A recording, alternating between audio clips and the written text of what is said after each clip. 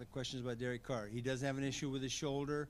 We're hoping to get some resolution and clarity on that in the near future, and when we do, I'll report back to you. Otherwise, I don't have anything more to state about Derek, but I'm open to any pre-draft questions that you might have. Mickey, would you say when the news broke about Derek that you were surprised by it, or was this something you guys knew about before? Yeah, I'm just not going to answer any more questions about Derek. I mean, this is a pre-draft. If you have questions about the draft, then I'm more than happy to answer those. But in terms of the roster and Derek, I'm not going to answer any more questions about that today. The uncertainty about the health of the starting quarterback, which seemingly came out in the blue, that affects your draft. That's the biggest draft topic. Yeah, again, I'm not going to answer any questions about Derek at this time. Trying to phrase it without asking about Derek. How does the draft approach? What is the draft approach, knowing what you know? Yeah, I don't think the draft approach for us is any different than it would be in any year. You know, we're looking for as many good players, great players as we can find. And look, we're fortunate enough this year to have, you know, multiple picks in the first 4 rounds, and we're excited about that because I think there's some depth in this draft that we'll be able to help our roster. Mickey, Derek aside, how do you feel about the participation in the offseason program in general to this point? Yeah, I feel really good about it and excited about the staff, the new staff, excited about some of the things that we're doing that are different. And I feel like from the player standpoint, I just feel a level of excitement and enthusiasm that gives me a lot of positive feeling. Mickey, I have to try one. We all heard publicly about the Derek Carr shoulder issue a couple weeks ago. Is that something you knew about well before that public report? Again, you know, this is a pre-draft Sure. press conference. I'm not going to answer any questions like that. We got a lot of time between now and the season. And can I ask just a general procedural question that doesn't have his name attached? When you guys restructure contracts, that comes with a new signing bonus. Do those signing bonuses come with passing a physical or showing up on a certain date Yeah, in it general? depends. You know, they don't have to necessarily come with restructures. Can come in all sorts of forms. So, Could you outline your draft philosophy again as it relates to needs versus best player? yeah. For the, what, 50th time now? I guess I haven't been here Especially 50 the times. context of Yeah, it. no, I got it. Yeah, I think, you know, you're looking for quality players. So we're always looking for the best player we can get at wherever we're drafting. More often than not, when you're on the clock, you've got 2 or 3 players that are all graded roughly the same, and then you go to, okay, which of these positions fits us, you know, at that time in terms of your roster need. More often than not. Every once in a while, there's just a guy out there that's so far graded above everyone else. We just got to take this guy. That's happened to us. It happened to us when Deuce McAllister was drafted. We had Ricky Williams. We had a really good running back, and yet his grade was just so much greater than anyone else's on the board. We took him, best available player. That happened with Will Smith, as I recall, when we took Will Smith.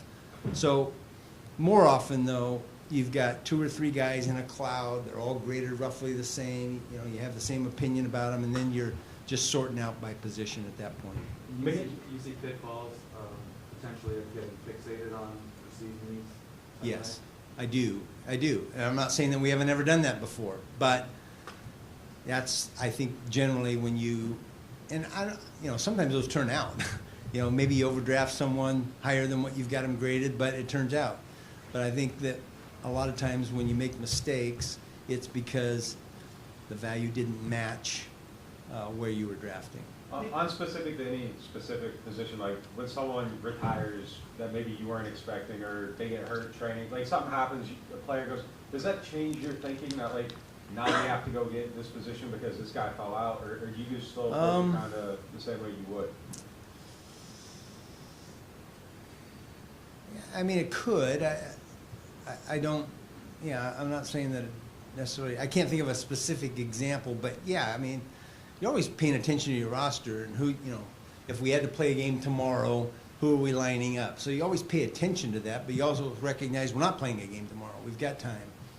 Then there's other avenues to fill needs. There's free agency, there's the draft, there's trades, there's, guys are going to get released during training camp, and so there's going to be other opportunities.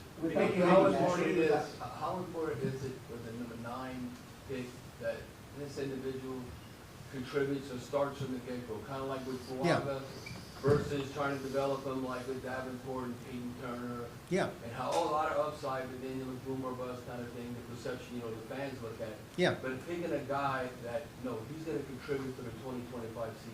Yeah, well, I think that varies from team to team. You may take somebody that's more developmental if you think the upside's really huge. I think for us, if we're picking in the top 10, we're looking for somebody that, man, we're going to count on this guy for the next 8 to 10 years.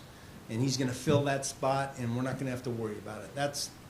For me, that's a goal. And sometimes that might be a home run, a perennial Pro Bowl player. But sometimes it might be a guy that just, man, we can sleep at night because we got that position covered for the next, 8 to 10 years. Given the current situation, when it comes to trading up and trading back, new coaching staff and all that, would you say maybe the philosophy could be a little different this year when it comes to not giving up draft picks to trade up, or do you go in with the same philosophy no matter what? Well, look, I know my record says something different. I've never been against trading back.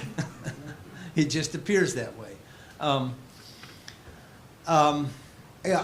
I think when you have a new coaching staff, obviously we're getting to know each other. We're getting to know each other's philosophies. Kellen and I have talked a lot about draft philosophy, about what he wants to get accomplished in year one, where we're at, all those things. So it comes into play, yes.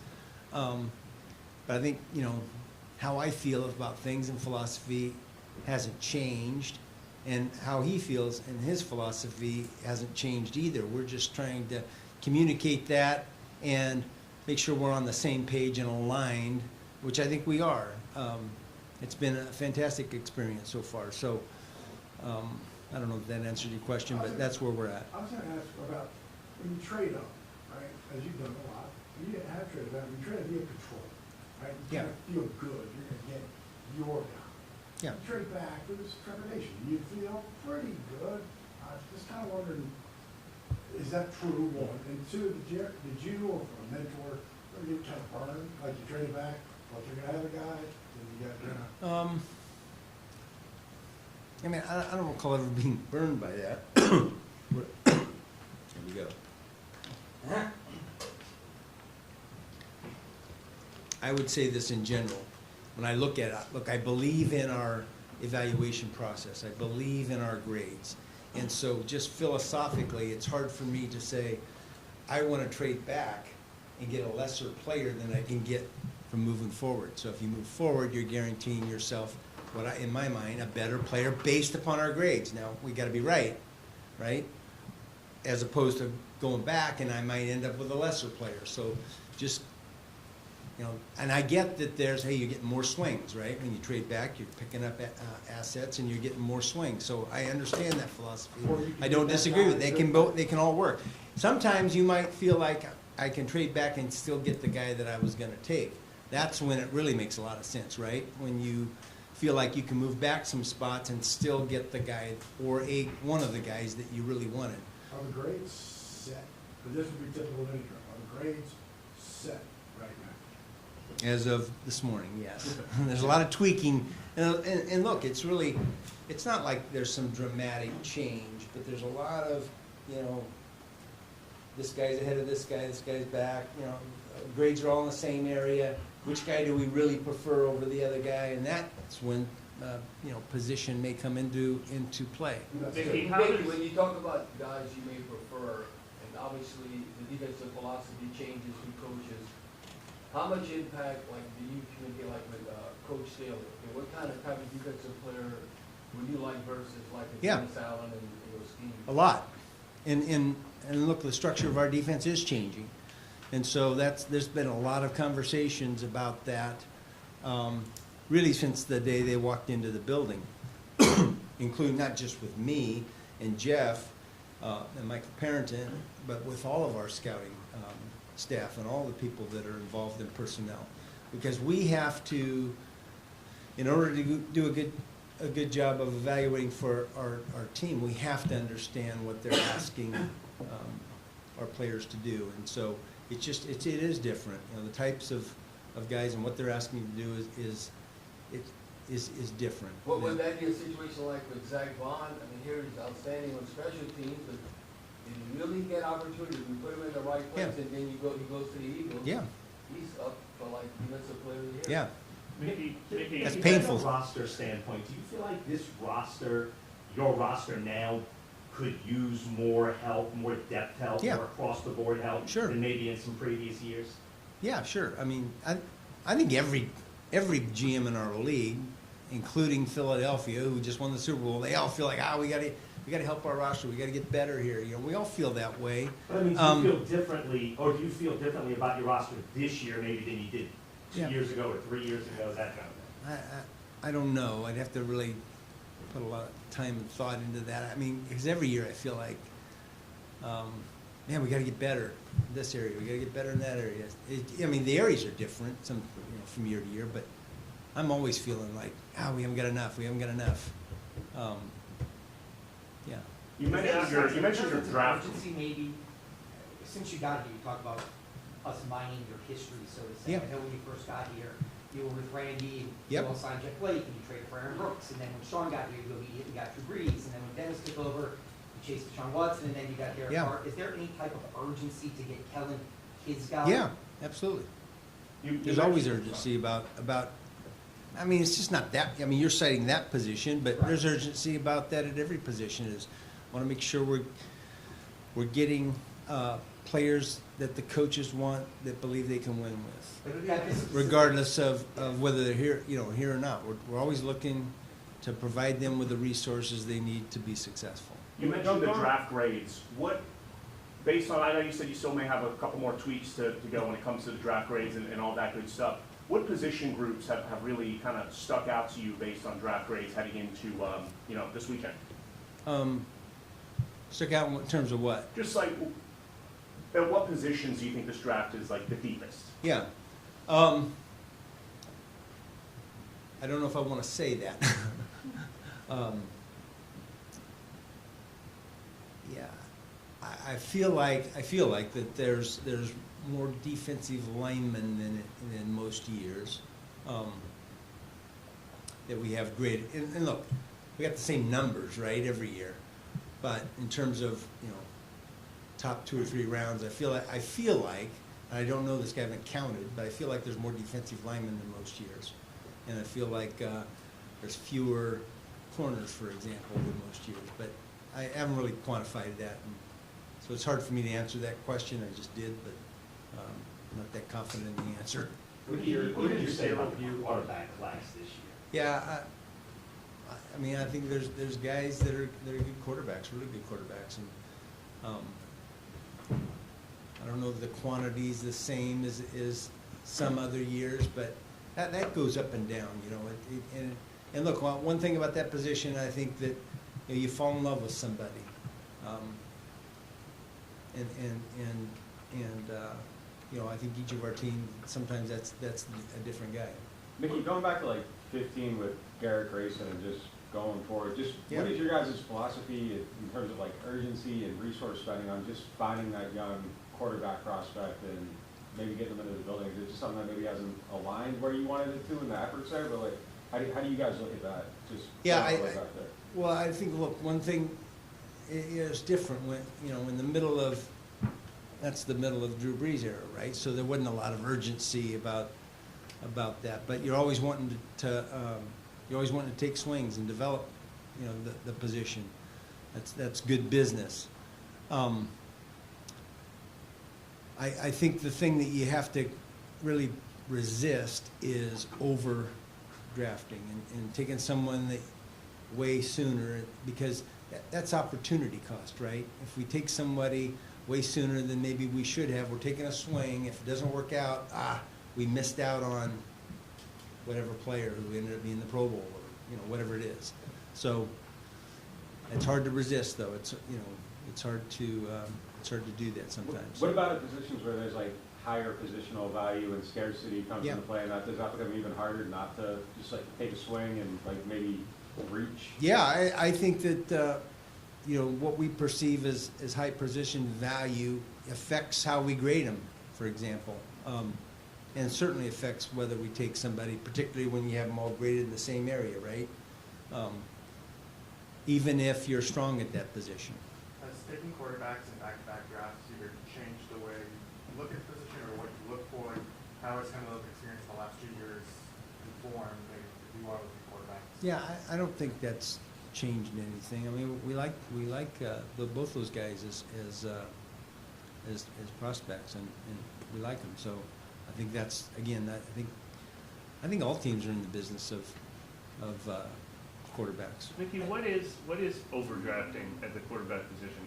If you have the 9th pick, can you take a quarterback you have ranked 20th? Does it become overdrafting when they're ranked 40th? Like where's the line for a quarterback? It's a good question. I don't know that I have a great answer for that. So what have you done up until now? Like where have you drawn the line on, is there more wiggle room in that position than others? yeah, I think probably, yeah.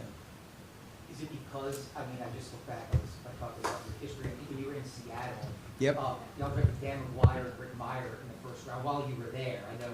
Yeah, I wasn't really involved in I that know, decision making, but yeah, I understand what you're saying. That's truly, if your biography, those are the only 2 that were in the first round. Yep. During any part of your management tenure. Is it just coincidence or by design because you feel like you have to be picking in the top 3 to get a guy, or? Good question. I don't know that I can answer that, though. I mean, look, the guys you fall in love with at that position, you feel like are immediate players, they're going to be taken in the top, 7 or 8, 10 picks, right? That's just the nature of it. That doesn't mean you can't find a really good quarterback later. Just more often later, it's more speculative and there's more development that's required. So I think that's what's the difference between taking someone in the top 5 or 6 versus taking someone later in the draft. Does it have to be love, or can it be like really liked? Or yeah, good question. I'd like to get Depends on where you're drafting. Depends on where you're drafting, Yeah. right? I think if you're drafting up really high, you better love them. I'm gonna try one more time. What you guys want to do with the 9th pick, how much stock do you put into the information that comes out this week from around the league? Like from the media, none. I don't want to say 0 because we see it, but yeah. I'm gonna try one more time, because this is technically a follow-up to your opening statement. You said you. Do you want me to say that I'm not going to answer that right now, or do you want me to wait after your question? The option is up to you. Okay. You said you hope to have clarity on the Carr situation soon. Is that clarity as to his prognosis, or is that clarity on how this happened or how this was discovered? Yeah, I'm gonna say the same thing here. This is for a pre-draft press conference. It's not for those questions. Mickey, I got a Senior Bowl question. Yeah. I know you get asked all the time. Jimmy Nagy said that was the best, most talented roster Yeah. that he put together. Tomorrow they're looking to get quite a few names that played in the game that was there throughout the course of the league. Yeah. That were drafted in the first round. Yeah. So when you saw the whole week there, walked away from the Yep. game, did you feel that way? about Yeah, I it? think there was a number of comments from our personnel staff that, man, there's a lot of really good players there for the week. Some of them didn't play in the game, but a lot of them were there at the beginning of the week, and then a lot of them played in the game. Yeah, I felt like last year was the talent level at the Senior Bowl was really good as well, and man, I think there's a lot of players that really helped themselves by going not only to the Senior Bowl but the East-West game, and yeah, those are valuable exposures for players, and they're certainly valuable to us as evaluators. What has it been like leaning on Kellen's expertise in the quarterback position? Yeah, it's great. It's awesome. We've got him. We've got Scott Tolzien, we've got Doug Nussmeier, all who played the position in the league, and yeah, that's been awesome. Mickey, What what is is Kellen differences Moore? in what, I'm sorry, are you seeing big differences in what Kellen and Brandon Staley might want as opposed to what you were getting? I mean, look, you kind of had the same regime for a long time. Yeah. Are you seeing like fundamental differences in things they're looking for? I don't think there's any real differences in terms of the intangible things, you know, the makeup of the players. I think there are some differences, particularly on defense, in what we're looking for based upon a different structure of the defense. But look, we're all just looking for really good football players who love the game and they're smart and tough, and you know, all that's the same. But there are some nuance. I think it's more, instead of differences, I'd say it's more nuance than differences. If you look at the impact now, what have you done from a lately basis, like the running back position? All of a sudden, you look at Saquon's contribution, Derrick Henry, and that, do you feel like teams, like going forward, I guess it can be cyclical as far as like, okay, Yeah. the running backs are hot or not. Yep. How important does that come about, that you have one of that 1-2 punches with Kamara's age? Yeah. So where he's at, and as far as, you know, when you're taking a running back early? Yeah, look, I mean, I think we've always valued running backs. We understand, you know, what they provide in terms of winning. I think since I've been here, we've had a lot of really good running backs, you know, Ricky Williams and Deuce and Reggie and Mark and Alvin, and I'm probably leaving a couple out, but so I think we've always valued the position. I do think that, you know, what Philadelphia did with Saquon and elevated maybe the perception of that. I think that's helped running backs in general. He's a pretty special player. So yeah, I think it did. I think it did help the perception, you know, at least, you know, league wide, or maybe even the public perception. Mickey, how does Spencer Rattler affect? I mean, if you're going to draft a quarterback, does it have to be somebody that you think could be above the Spencer Rattler Yeah, threshold? I mean, we're speculating here. Right. Like I said, it's just, you know, we're in the business of developing quarterbacks. We like the guys we've got. That doesn't mean, you know, we're going to draft. How many draft picks we got? 9. We're going to draft 9 players. You know, there can be different positions. It doesn't mean that we don't like the guys at those positions that we have. It just means we're trying to add to the mix and create competition and make ourselves better. So I don't think it's any different. As far as the running game goes, do you have a philosophy on whether, like some people think you need to have the perfect offensive line before you put a premium asset in attack? Does it matter to you guys like which way it's built, or can one come before the other? I don't know that I can answer that question really, but I do know this, is that, you know, our philosophy and Kellen's philosophy is you build inside out. You know, offense, defensive line, you know, you got to put resources in those areas. That allows you to be a good football team, and so I think we're aligned in that regard. I mean, I kind of, sorry, another philosophical kind of question here. I know that you're the longest tenured general manager in the league, I believe, and obviously your track record of success, and you're ingrained in this community. And without saying talk to fans, but do you have a message? Because obviously some of these answers are going to be a lightning rod for more fan frustration. Yep. Is there anything about being patient, or there's light at the end of the tunnel, or No. something that can give clarity on the situation we started with? Now, look, I can't, listen, we're 5-12, you know, we gotta own that. We're 5-12, regardless of why. And that falls on my shoulders. So I understand the frustration, that it just is what it is. That comes with the job, and I understand that. So I got big shoulders in that regard. This is similar to what Doug was asking earlier, but when you look at your roster and you're trying to decide how many guys, your term was like, you can go to sleep at night knowing we've got that position covered, does that factor into the trade down formula? Like, are you looking at this roster right now like, we need to have more than 2 players in the first 2 days of the draft, or you don't feel that way about the roster right now? Well, I don't know that I can answer that exactly right. I can say this, though. Look, we've got first-round pick, second-round pick, 2/3 and 2/4. I feel really good about that because I think we'll get good players in all those spots. And that makes me feel good. You know, last time we had this many picks in the first 4 rounds, I think was 2017, and that was a pretty good draft.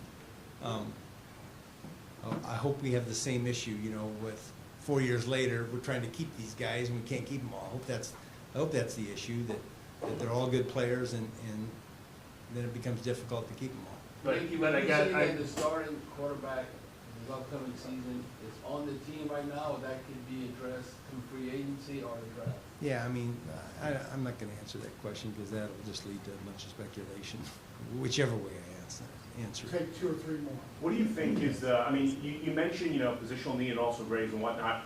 In your opinion, what do you think is the biggest positional need for this team entering the draft with so much draft capital? Yeah, yeah, I'm not going to answer that because I get the question and there is an answer to it, but I'm not going to answer it because I don't want to give away which direction we might be leaning. Appreciate the question though. Have you guys done more or maybe about the same quarterback work in this year's class in years past? Now, listen, we study every player that's eligible for the draft, you know, regardless of position. So that hasn't changed. You know, you want evaluations of these guys because they might become free agents. They might fall down to you. You just never know. So I think we're pretty diligent on really every guy in the draft because remember, this process starts a year ago, 2 years ago. We don't even know when we're drafting it, you know, when we're going through that early part of the process. So you have to evaluate every player. Is Taysom close at all to being able to participate in anything? Well, look, he had a serious, you know, knee injury, so it's going to be a while. Mickey, with the car situation, obviously you said you didn't want to say anything because the draft is going on, things like that. Would you be more willing when the draft is concluded to provide clarity, or is that Yeah, I kind think of up when in I the have more air? information, you know, we'll deal with that. Which is what I said. Since we won't hear from you prior, I think the deadline's May 2nd, has there been a decision made on the 5th-year option guys, or could that be contingent on the class growth? Actually, I'll give you that. Here's the carrot. Where's Matt? Here's the carrot, Matt. So we are going to exercise the option on Chris, and we're not going to exercise the option on Trevor, but that doesn't mean we don't love Trevor and expect him to be part of our team going forward. Is that enough of a carrot? That's pretty good. Yeah, there you go. All right, I made somebody happy. I like it. All right, thank you guys. Appreciate it.